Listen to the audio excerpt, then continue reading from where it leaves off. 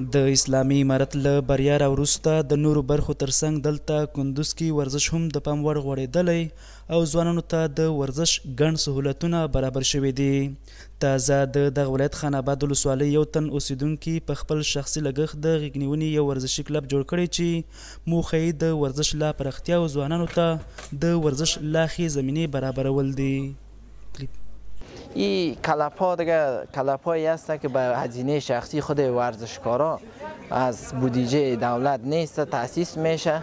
ما پلان های گسترده داریم دیگه. هدف ما این است که ورزش گسترش بدهیم و کلپ ها را به وسعت ببخشیم و تیم های منتخب شناسایی کنیم و رده سنیشان تعیین کنیم تا بتانیم که ما از ورزشکارای ناب خود استفاده کنیم. 2 لک 2.5 لک خود ما را مصرف کرده هستیم.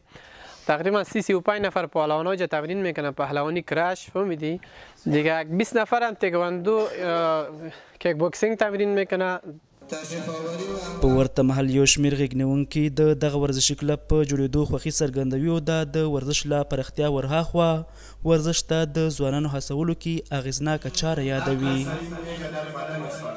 اوس له دې ځوانان د خان آباد ځوانان نه دي، په افغانستان ځوانان نه دا هیله کوم چې نشو له نور شیانو نه استفاده ونه کړي، راشي تمرین ته لکه ما غوندې دلته پهلواني کار وکړي یا کیک بوکسینګ ده، دلته تکواندو هر شی موږ سره شته دي.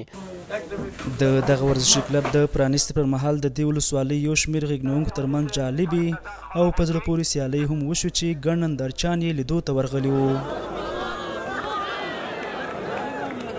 د کندوز ولایت د خان آباد ولسوالۍ ورزشي مسؤلینو د معلوماتو په اساس اوس مهال د دغه ولسوالۍ په کچه شاوخوا 15 د غېږ نیونې کلبونه فعالیت لري چې سلګونه ځوانان پکې په ورزش بوخت دي.